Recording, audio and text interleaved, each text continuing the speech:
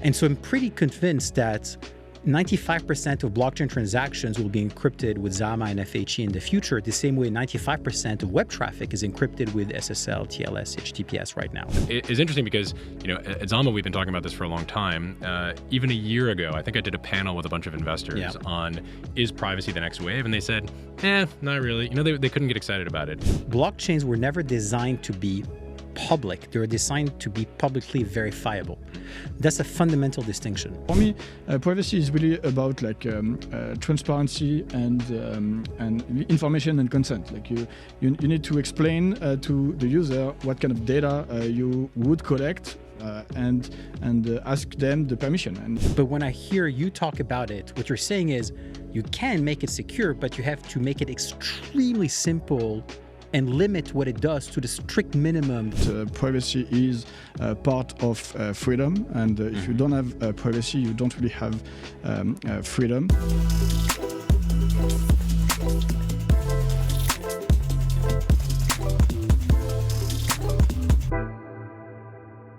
All right, welcome to the podcast. Do we have a name for the podcast? It's sure podcast. Let's call it the Cypherpunk Podcast. Cypherpunk Podcast. Yeah. Welcome to Cypherpunk Podcast. Very excited to be here today with Dr. Rand Hiddy, founder of Zama. Come on, drop the doctor. This sounds so pretentious. Okay, Monsieur Rand Monsieur Hiddy. Rand Hiddy. Okay, there we go. That's a little bit better. And Charles Guillemet, PhD as well? No. Okay, good. I didn't screw that one up. Charles Guillemet, the CTO of Ledger. Yeah. Today we're going to talk about a lot of things. We're going to talk about crypto. We're going to talk about security and hardware and privacy. But as both of you probably know, privacy has been having a moment lately, especially on crypto Twitter. But both of you were involved and excited and interested in privacy, I think, well before it was cool or trending. So maybe as a good primer, you guys can tell us a little bit about your backgrounds and then how you came to the privacy problem. What got you interested in the first place?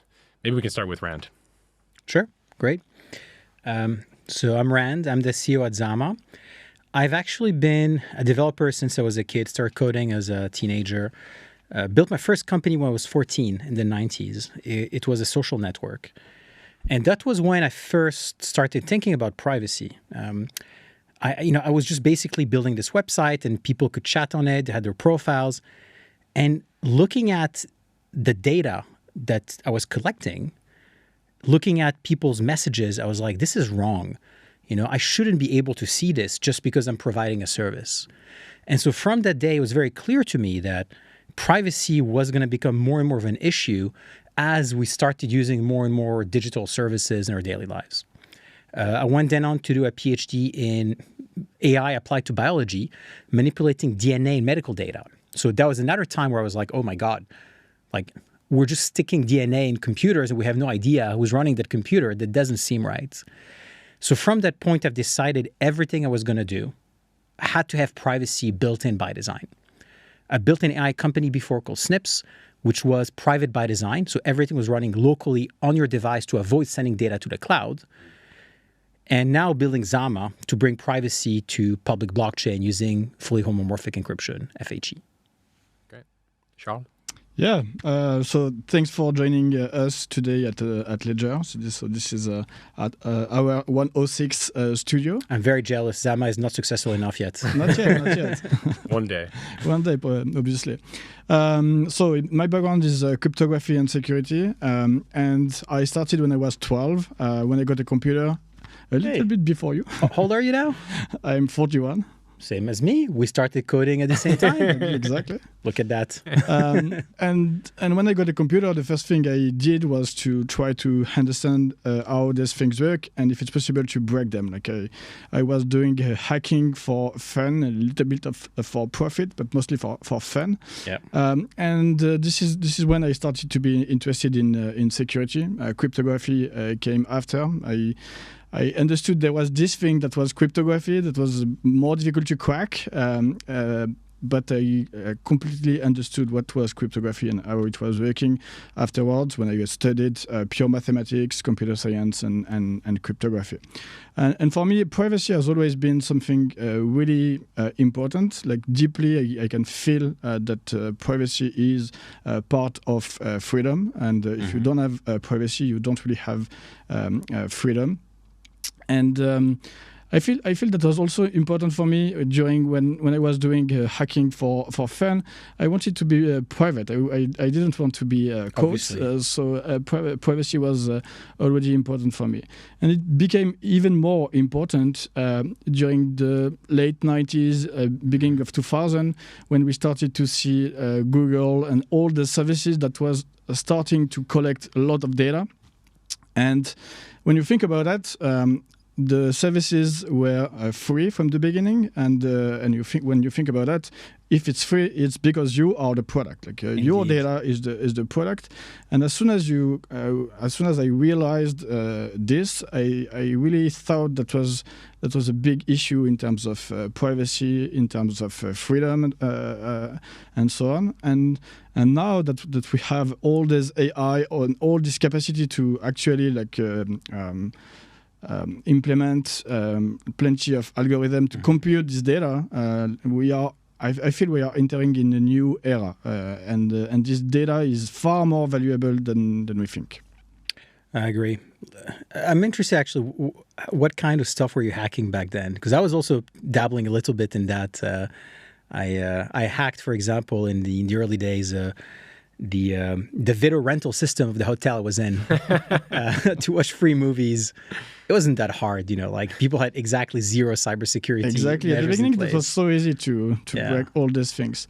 A funny story that I like to tell is in these days, like internet was, you have to pay per hour in order to get internet. And I had a deal with my mother, and the deal was 200 francs per month.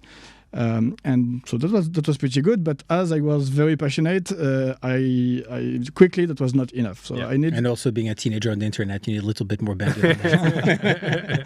So I needed to find a way to have internet for free, and hacking my internet service provider was one of my first hack. I did also plenty of crack in game, plenty of different things. I think the first time I paid for software was like. Yeah, very recently also. Yeah, for me that was very recently. Funny. Okay. I felt that was a right. Like cracking a software was. I mean, how dare you make us pay exactly. for software? That was really what I was feeling. And when you start building stuff and you understand how difficult it is, then you understand that was completely wrong. It was the good days of Linux, exactly. and open source. Like it was really, it wasn't as mainstream as it is today. Right. Yeah. And so if you knew how to manipulate those machines, you could do a lot of things. Exactly. It's funny how so many people in privacy started with somehow being, white hat amateur hackers at some point. Like, I think you need to break stuff, as you said, to understand how important it is to actually make them secure. Yeah, I think because sometimes when we think about hackers, we think we have in mind like image of people in hoodies and this kind of thing, and something. Or people in North Korea now. Yeah, so something very dark. But for me, the hacking is more like thinking differently, like taking a different angle and understand the thing like far better.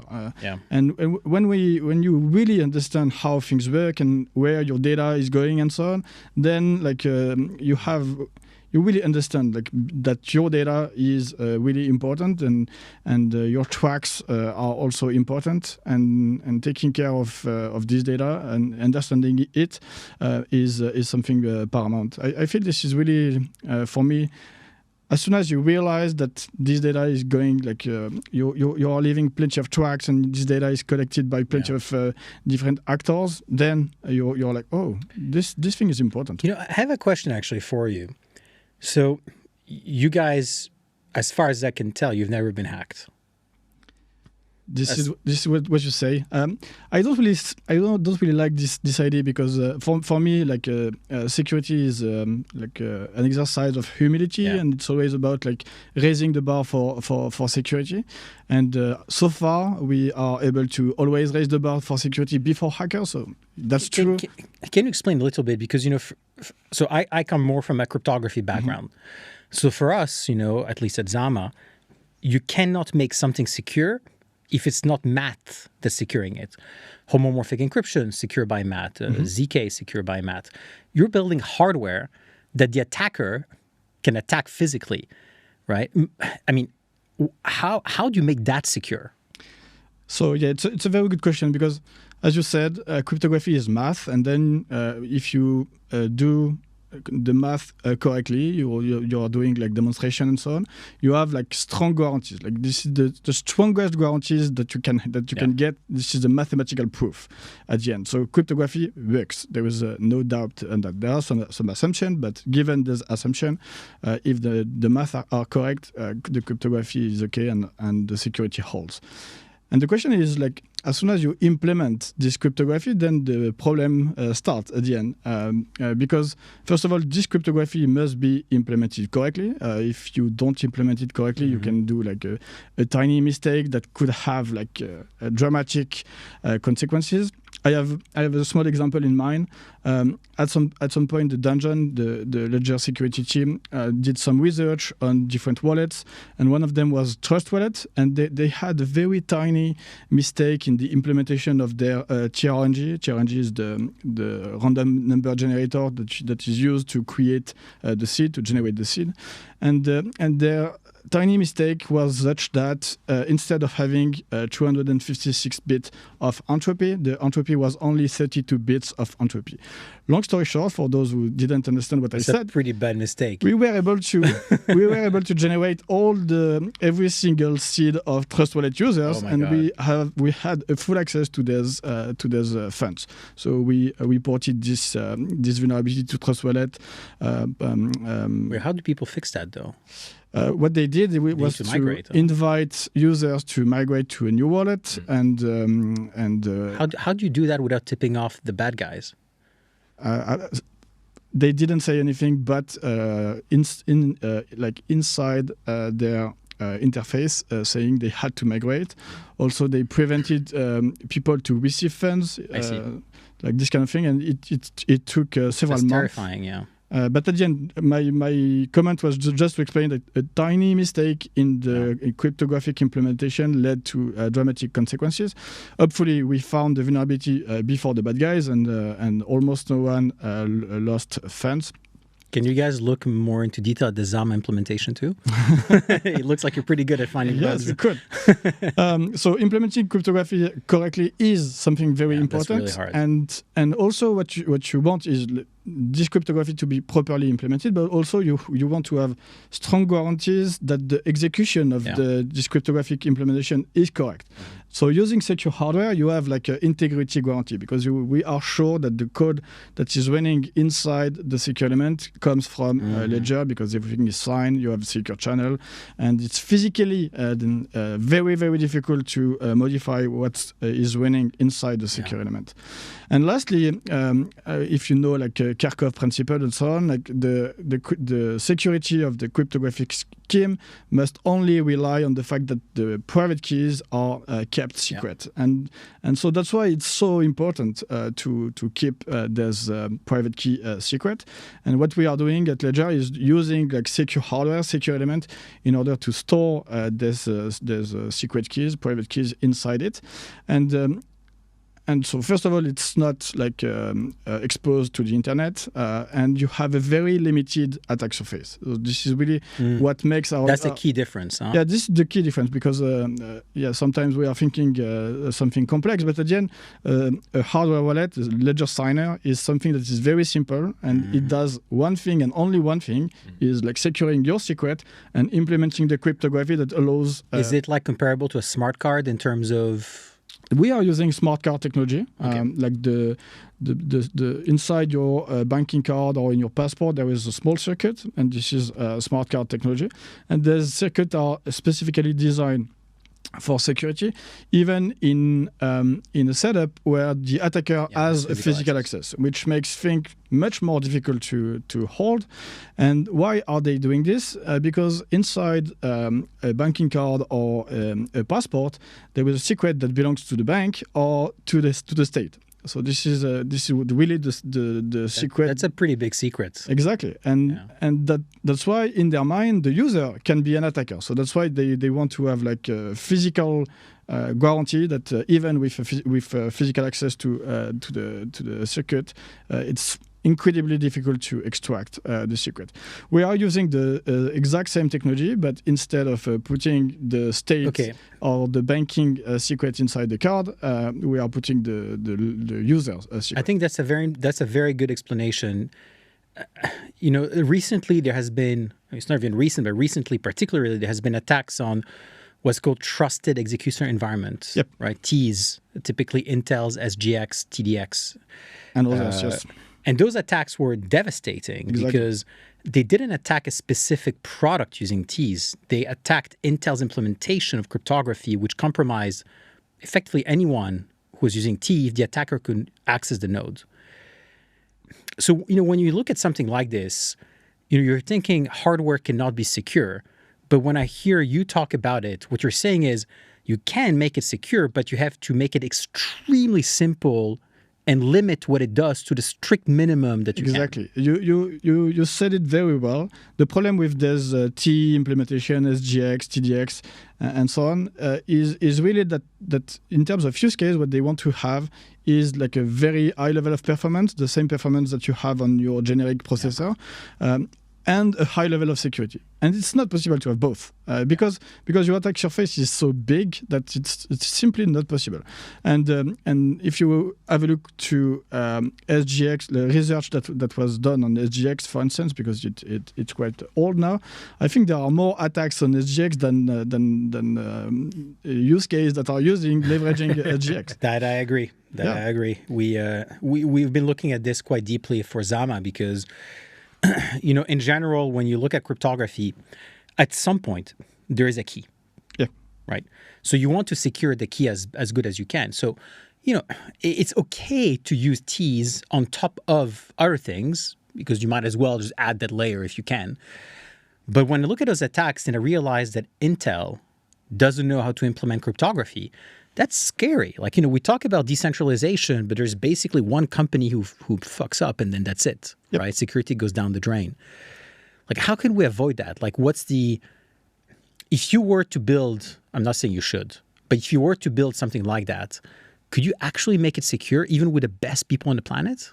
I think it's incredibly difficult, and what the industry did, in the past decades, is the following: as soon as you want to have a very high level of security, what you are doing is splitting what is part of your application layer and what is part of the cryptography and the security part.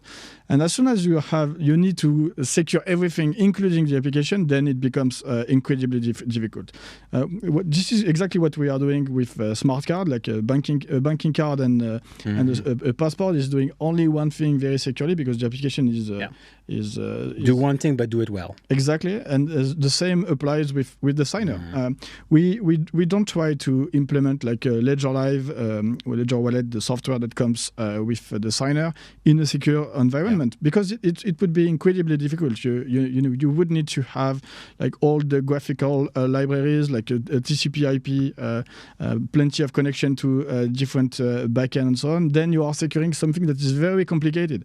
So what we did is very simple. We said the application is not part of the critical security space. What is part of the critical security space is the signer, the keys and the moment when you are signing the transaction and verifying on device, because there is also this kind of attack that needs to be taken into account. You need, as a user, to be able to understand what kind of transaction you are consenting. So that's why we have a screen. So we have put this on a separate device, and for the rest, then you can benefit from your high-end phone and very fast desktop, and then leverage your fast CPU. But if you want to have something that is very fast with a very high level of security, it's simply impossible. This TEE, what they are trying to do is simply impossible. Perfect. That, I think, is a good segue to talk about cryptography. It is. Well, I actually want to take a quick step back because I think it's fascinating that the two of you came to the same insight when you were teenagers hacking that, there are all kinds of vulnerabilities around data access, and back then cybersecurity maturity was quite a bit lower. The standards were quite a bit lower than they are today, and things have evolved. But it's also interesting that you both landed in the kind of crypto industry where everything is public by design. So I want to talk a little bit about the tension between kind of public verifiability on blockchains and So I want to make something clear. Blockchains were never designed to be public. They were designed to be publicly verifiable. That's a fundamental distinction. The reason why data on a public blockchain is public is because you need people to be able to rerun the computation to verify that the state that is produced by, and validated by validators is correct, right? You need to rerun the computation to validate things. And so at the time, the only way to do that was to make the data that you needed to compute the state available. So the public nature of the state is an artifact and a consequence of wanting consensus in a decentralized, publicly verifiable, protocol. Right. But nobody wants that. I think, nobody wants the data to be public. They want public verifiability. Yeah, we want to make sure that the consensus integrity is ensured. And verifiability is a way, but you can imagine like different ways. No, exactly. And so when you're shifting the problem to how do we make blockchains publicly verifiable, then now you can look into cryptography, right? For example, you can look at zero-knowledge proofs, which is a way to prove you've done the computation correctly without revealing the data on which you've done this computation. So people have been doing that for quite some time. Zcash, great example. Yep. I hope everybody's holding Zcash. Like it's been 10 years. We've been waiting for that moment. It's finally happening. Not financial advice. Not financial advice. But, I would say Zcash is cool to hold. That's it. Not financial advice. So that's a good example. You can prove that you have ownership of some tokens, of some coins without actually showing your balance. But it doesn't give you the kind of composability and expressibility that you have in smart contract platforms like Ethereum. You want to be able to stake your tokens. You want to be able to swap your tokens. And for that, you need effectively a shared private state. So you need like the state of the blockchain to be encrypted and somehow shared between people. And there are really only three ways to approach this. You can either use multi-party computation. You can either use T's, or you can use FHE, fully homomorphic encryption. T's, we just said, cannot be secure. Like especially if you want to decentralize it. Yeah, if you want to decentralize it and have strong guarantee, meaning you will secure all the wealth of the blockchain, it doesn't make sense. It makes no sense. A big honeypot, and it will be hacked for sure. Do you know how much was spent on breaking, TDX and SGX recently by the researchers? Oh, this is very cheap. Couple $100,000. Yeah, very cheap attacks. Couple $100,000 to destroy T's in public blockchains. And this is just the latest research, but there are again maybe hundreds of research articles explaining how to break SGX. Yeah, and so if we're talking about securing billions, I mean, you want the attack to be more expensive than the money that you can actually. Exactly. Pretty good for the. I mean, the ROI is pretty good, right? And to be honest, I'm really happy the researchers did that. So let's put T aside. I think they're basically dead at this point for blockchain at least. For blockchain. This use case. If you're in the cloud and there's a man with a gun protecting the server, it's fine. But then it's a software isolation tool. It's not a hardware security tool. Multi-party computation. Great for many use cases. We use it in Zama for threshold key generation and decryption, but it's very difficult to make it publicly verifiable if you use it for general computation. Yeah, right? you have to trust the different parties that are running the SMPC. Exactly. So, you were talking earlier about you have to minimize the surface of what you're doing. Yep. I think that holds for MPC. You want to use MPC for as little as possible because that you can probably make efficient and verifiable. But you don't want to use it as a general purpose computer because that's very difficult to make verifiable. And that's where FHE actually comes in. So, we're not using FHE at Zama because, we just want to use FHE for no reason. We're using it because it's the right tool for this job, which is you can compute on an encrypted state and anybody can rerun the FHE computation to publicly verify it. So you can have the same guarantee of consensus without seeing the data on which you're reaching consensus. And that, I think, for me is The first time I heard about FHE, I couldn't believe this actually existed. I was like, what do you mean I can compute on data without seeing the data? It doesn't really make sense. That sounds magic. Yeah. It sounds like magic, exactly. So anyways, so I think in terms of trade-off, I feel this is exactly the same thing that I was saying. Like if you are like considering a secure element that are like inside these devices, very low attack surface, but also very low resources, very low computing capacities, but very secure. TE is exactly the opposite. Like a lot of capacity, a lot of memory. You don't have really a constraint when you're a developer developing code on TE. And I feel that for FHE, it's about the same. You have your trade-off is about the computation power that you have. And can you explain me a little bit where? Because when I studied FHE, the most we could do was maybe an addition or like which my co-founder Pascal Payet invented. By exactly, I know that. and this is where we were 20 years ago. So how did you improve this? No, you're right. I think it's when we started Zama 5 years ago, there were three main issues with FHE. One, it was very limited in what you could do. You could add encrypted data, you could multiply encrypted data, but you couldn't do smart contracts on encrypted data. You couldn't do machine learning on encrypted data. The second problem is you couldn't really use it as a developer unless you had deep knowledge of cryptography. Otherwise, it wouldn't be secure. And finally, it was very, very slow. It took like minutes to do the equivalent of a confidential token transfer. So hardly, well, I guess Bitcoin has a 10-minute block time, but in today's blockchain times, it would not be very user-friendly.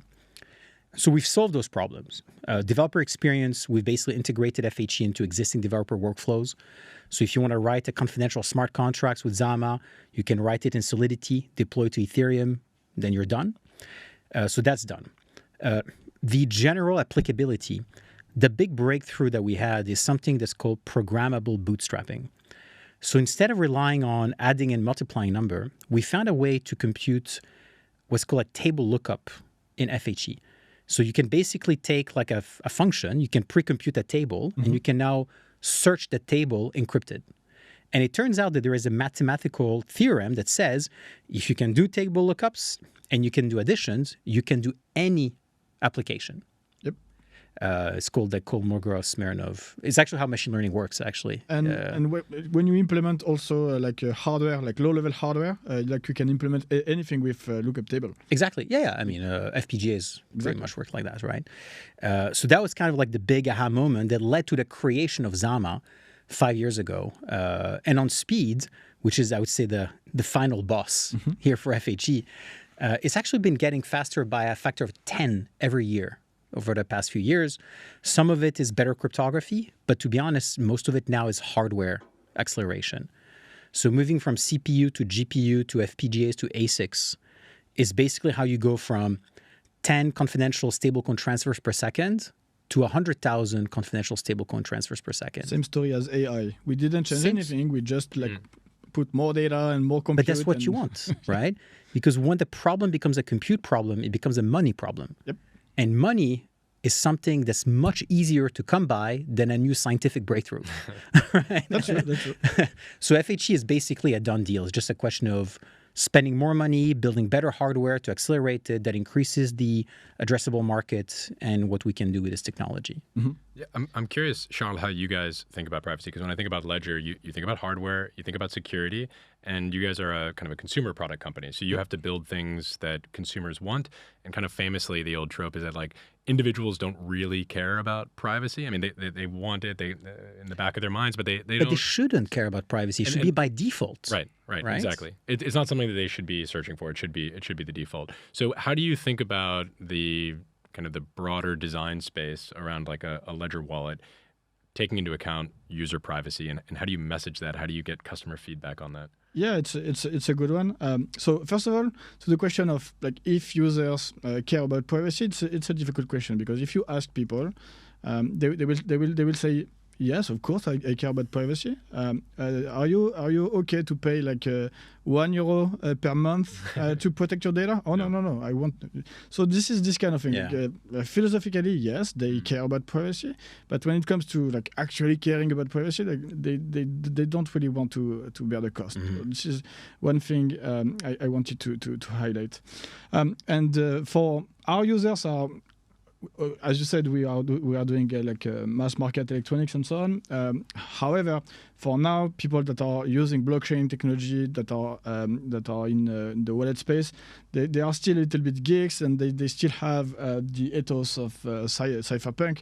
So privacy is important for our users, and it's also important for me, for us at Ledger, and for me, privacy is really about like transparency and information and consent. Like you need to explain to the user what kind of data you would collect and ask them the permission. And if they agree, then you can collect this data. So for me, this is really what it is about, and we are trying to implement this principle everywhere. And secondly, also.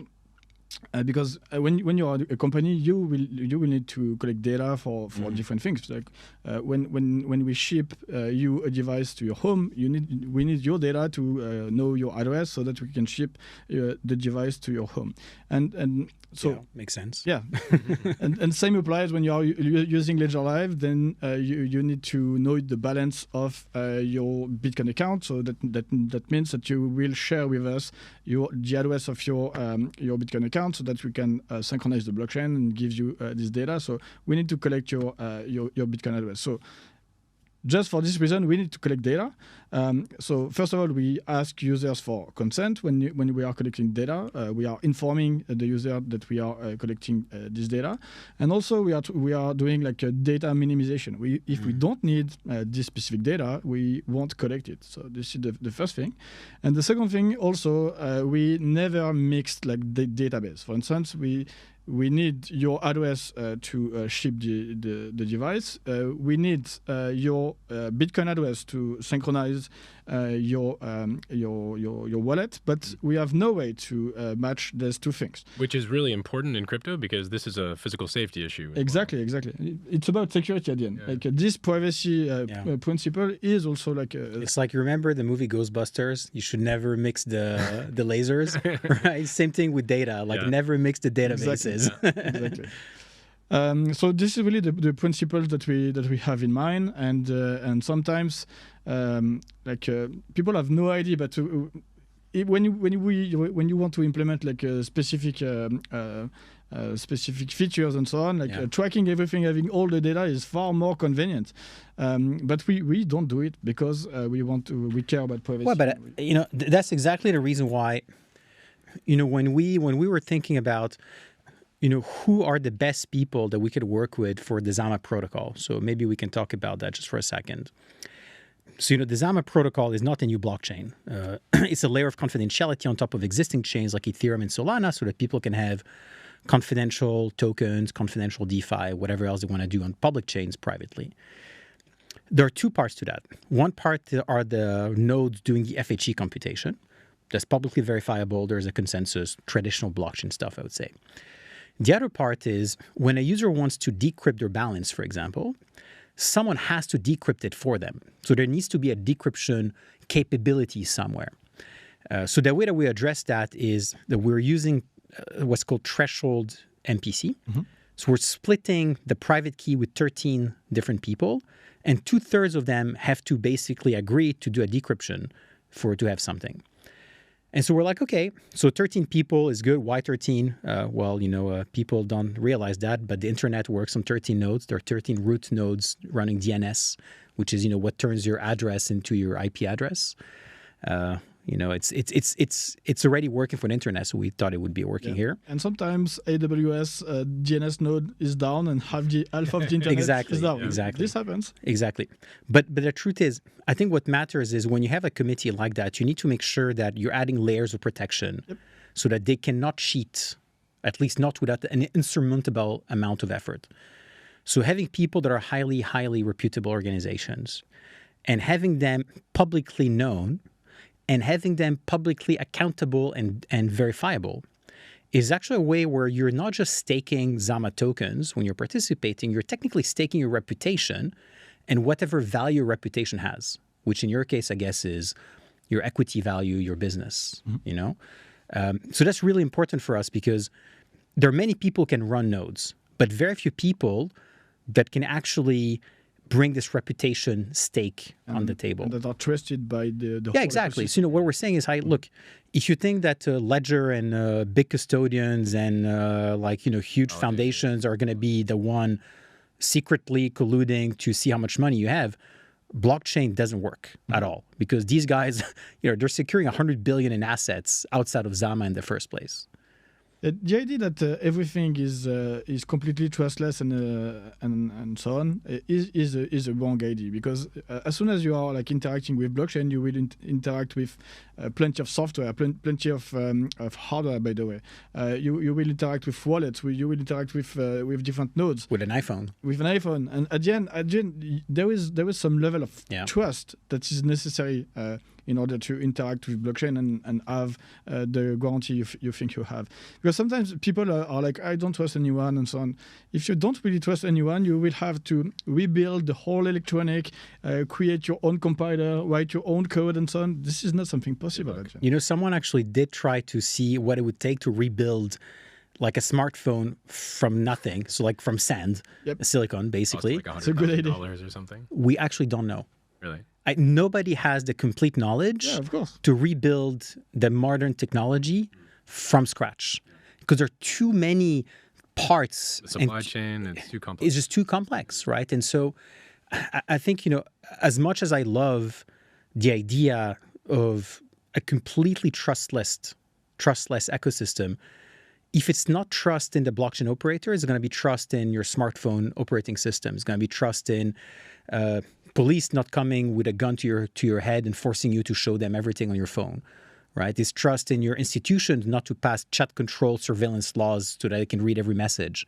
And I think this is a shift that happened in the ecosystem because I think all of this comes from Bitcoin when we said at the beginning, like Satoshi said at the beginning that don't trust, verify. Mm-hmm. But this was mostly about the consensus. Like you don't have to trust a bank, a nation state. If you want to run Bitcoin, you just have to run Bitcoin on your public verifiability. Exactly. Yeah. This is what it was about, and we started to generalize this for everything. But at the end, it's not really relevant. It doesn't really make sense. But public verifiability is something we can build with cryptography. Mm-hmm. So, for example, something we're looking at right now is how to make the threshold decryption publicly verifiable. So effectively, the idea is that every node that participates in this 2 out of 3 decryption protocol needs to have a zero-knowledge proof that they've done the job correctly so that the result can be basically verified. If you have that, then everything becomes publicly verifiable. Yep. The FHE computation is publicly verifiable. The MPC node is publicly verifiable. The only thing that remains is, how do I know that Ledger didn't call Fireblocks on the phone and said, hey, let's actually cheat. Oh, and by the way, let's also get Amazon in the mix because they're the one running, the infrastructure. Look, if your security model is that people are calling themselves on the phone, colluding with Amazon to read your balance, I don't think you should use technology. Nothing holds. Nothing holds anymore. Yeah. And what is very interesting about ZK, I'm a big fan of this technology as well, is like at the beginning that was really meant to do like a computation on private data and creating proof of different attribute on this private data. And now so first of all we did like tremendous progress in cryptography thanks to blockchain. Yeah. FHE is a good example. MPC is another. ZK. Blockchain drove cryptography. Yeah, definitely. Yeah, when I studied cryptography 20 years ago, that was a dusty field, like from mathematician. And now this is the very fancy field, which is great, and it drove a lot of progress. And ZK is a good example. Yeah. And now it's very less used for the private aspect, but really more for the integrity proof, like this computation actually happened. Like I was not fooled. Like it happened properly, and you have integrity guarantees on this computation, which is a different property, but that enables plenty of other use cases. Like you mentioned one, ZK rollup is another one. You can imagine like plenty of use cases with this specific property. It's really interesting what's happening now. It's when you look at a cryptography field in general, people thought, as you said, that 20 years ago it was solved. We have like AES, and then we have some asymmetric. We're good, right? And then quantum computers came about, and now, oh my God, everything's broken. So we have to reinvent new cryptography. And it turns out, luckily, that the same cryptography that is resistant to quantum computers is the kind of cryptography you can use in FHE, that you can use in MPC, and all of those kind of modern constructions. And some ZK as well. And some ZK as well, of course, yeah, Starks, for example. So I think it's really nice that like we had a combination of two things. We had quantum computers forcing people to rethink cryptography, while at the same time we had for the first time a market, like an actual way to make money building cryptography in blockchain. And so combining those two is how we got what I would consider to be 20 years of output of research in 5 years, maybe. Yeah, definitely. Which is insane. You have the technology and you have the market. I'm curious where the demand is coming from. Is this institutional demand? Are there consumers that are coming to Ledger and saying, look, we want support for confidential tokens. We're doing XYZ use case. Actually, that's a good question. Who cares about hiding their tokens and balances and stuff like that? Everyone should care about this, first of all.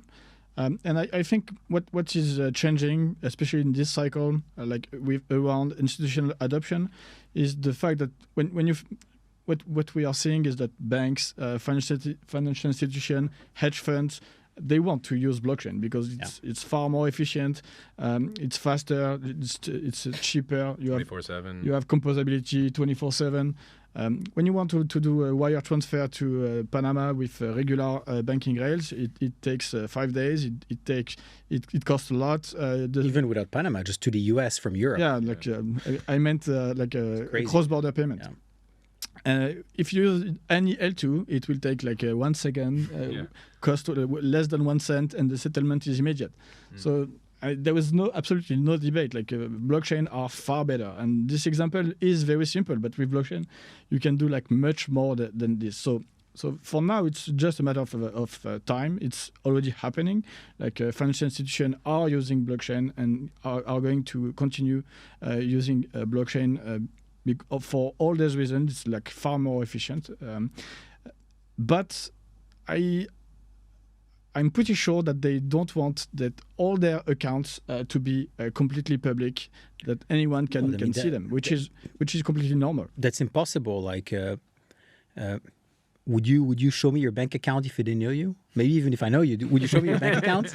Yeah, no, I wouldn't. Probably not. Yeah, exactly. And so why do people think that it's okay to do that on blockchain? Like, if you want a bank to use stablecoins. For now, people think that pseudonymous is the same thing as private, which is not the case. You can go on Arkham and you can type anybody's name and see how much. Arkham is a good example, and now like all these tools are very like efficient at de-anonymizing. To be fair, I spent way too much time trying to hide my real wallets. I don't want to have to do that. You know what I mean? Like it shouldn't be a problem. It's crazy. And also, I think it comes with regulation because there was this tension between like people and financial institution who wants to have this private layer, but you also have a nation state who wants to make sure that you don't have like money laundering, you don't have like bad guys using this technology, and this is where the tension is because if we take as an example like Tornado Cash and Wasabi, like the different guys that they were in jail because government are freaking out because they don't control this thing. So I feel the future is really about like programmable privacy. Like it totally should be possible to like reveal what's actually happening if like a nation state is asking or this kind of thing. You know, we got a bit of pushback sometimes when we told us to people that, look, if you want to build confidentiality on blockchain, You need to give developers, token issuers, financial companies a way to build compliance into whatever they're doing. Because when you look at the way TradFi works, traditional finance works, when you have a bank account, you see your bank account, obviously, but your bank also sees your bank account because they need to comply with regulations. Exactly. But your neighbor doesn't. And if we can recreate that kind of privacy with regards to your neighbors, but it's okay if your bank sees your bank account on public blockchain, then you can onboard, 100 trillion of assets because you're not changing the way finance works. You're just giving the better rails to actually run. Faster, cheaper, composable, with the same compliance model. With the same, because and for now this is the missing piece. I feel, and we can do far better than what already exists because we have created this cryptographic layer at the end. No, and that's exactly where I think the idea of programmable, confidential protocols comes in. FHE, MPC, Ts. If you really insist on using that. All of these things are programmable. Yep. And that is very, very, very new. I think the first protocols, there is Zama, obviously. There are a couple other people building things similar to Zama. It's very new. This is happening for the first time. And I know that when we talk to institutions and to people, everybody wants to use a public blockchain, but it's inconceivable that the data would be public for everyone to see. I'm curious what you guys attribute the latest kind of rise in excitement around privacy and confidentiality on blockchains to. Mert, I think. It could be Mert. It's funny you mention that because I saw him on a podcast. I think he interviewed Balaji a day ago or something. They released something, and Balaji said something along the lines of there are these 8-year development cycles in crypto. And the first one was, Bitcoin got us cryptography and Ethereum got us programmability. And the next 8 years is going to be dedicated to privacy, which is interesting because, at Zama, we've been talking about this for a long time. Even a year ago, I think I did a panel with a bunch of investors on is privacy the next wave? And they said, not really. They couldn't get excited about it. And now my timeline on Twitter is flooded with privacy, it's privacy season. Privacy is the next wave. ZK, FHE, MPC, and everyone's really excited about it. So timing, really great for us. We're super happy about it. Honestly, we couldn't have had a better timing. Yeah. I'm curious, do you think this was a coordinated effort? Do you think there's, sure, banks and TradFi are signaling that they're moving on chain, but there hasn't been the wave that everyone predicted 5 years ago. So what is it? What's your sense? So when you say wave, I hear a mania that you can see on meme coins and I don't feel like privacy is the same kind of wave. If it's the case, I would be a little bit disappointed. Yeah, I think privacy is like DeFi. It's going to be a long-term trend. I think so, and this is a fundamental break that was missing. And by the way, Satoshi Nakamoto was saying this on Bitcoin Talk at the beginning, that the missing piece of Bitcoin was privacy, and I totally think that was the case. And when you remember, Bitcoin was just another iteration after Hashcash, after other projects, and that was the first one that was actually solving the double spending problem, and with a decentralized consensus and the proof of work, and that was the first one that actually worked, and that's why the whole ecosystem was built on this one. And privacy was not part of this one. And this is the reason why we are here today. We are in a situation where privacy is not the default state for blockchain. But now, since then, we have created the technology. So we are able to make it happen. As I said, there is something that is going a little bit against, which is a nation state that sometimes are fighting a little bit too much against privacy. Chat control is another what a crazy horrible piece example about that proves that. But to your point, I don't think that it's a next wave as the meme coins was another wave. Privacy is a fundamental brick that is about to be completely solved, and that should be part of could be default on blockchain tomorrow.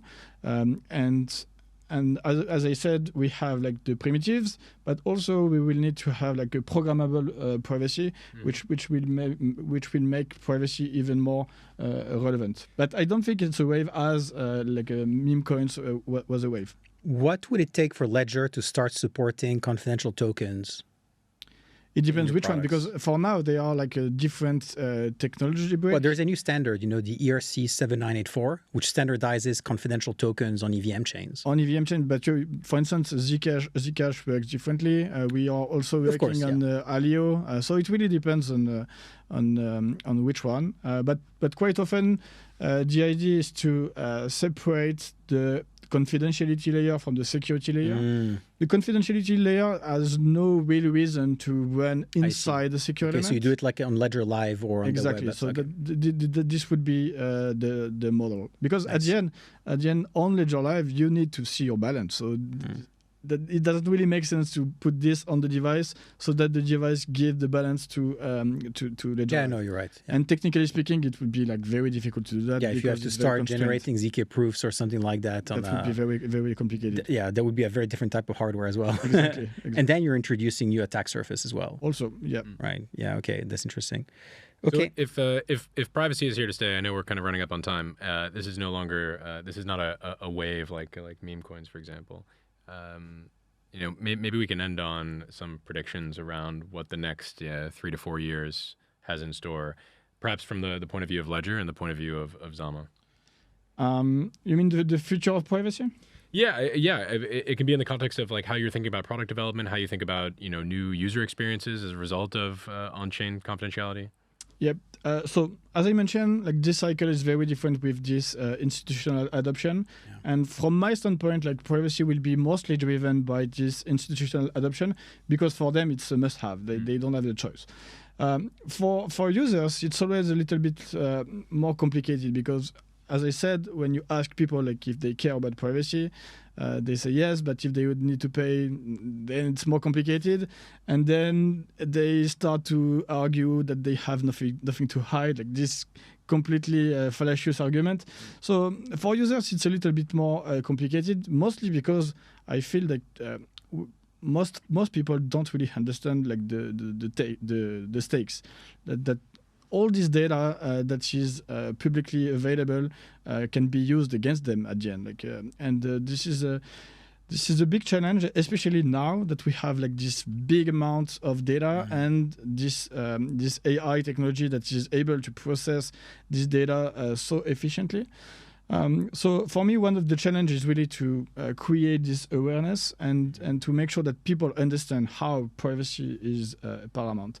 And as a prediction, I feel like this privacy layer and confidentiality layer on blockchain will be driven by institutional adoption. Okay, I agree. I like to think about what we're building at Zama with the Zama protocol is HTTPS, but for blockchain transactions. In the early days, when you connected to a website on the internet, no data was encrypted. So anybody listening to communication online would see everything you were sending to websites. Then we added encryption of those communications with HTTPS. Blockchain today is like the internet in the early 90s. Everything is public, everything is transparent. By adding a layer of encryption to existing public blockchains, you're effectively encrypting whatever is happening on blockchain the same way we're now encrypting what's happening on the internet. And so I'm pretty convinced that 95% of blockchain transactions will be encrypted with Zama and FHE in the future, the same way 95% of web traffic is encrypted with SSL, TLS, HTTPS right now. And when that happens, then I don't think people are going to even realize that privacy is an issue or was an issue, because it'll be guaranteed by design at the protocol level itself. Like if Zama does its job right, you don't even know Zama exists anymore. So I think we're really getting into that area, and I feel this is a unique moment to finally solve that problem and put it to rest. Great. If you're correct, like the TLS adoption was so fast. Like as soon as TLS, I think that was TLS 1.1, like that. Yeah. Was able to implement end-to-end encryption for any website. As soon as that was the standard, it took only a couple of years so that 95% or maybe 99% of the traffic to be encrypted. So it was so fast. I wish in a couple of years 100% of blockchain will be encrypted with Zama, but I'll give myself a few more years than that. All right, you heard it here first. Privacy season is here to stay. Charles, Rand, thanks so much for your time. Thank you, guys.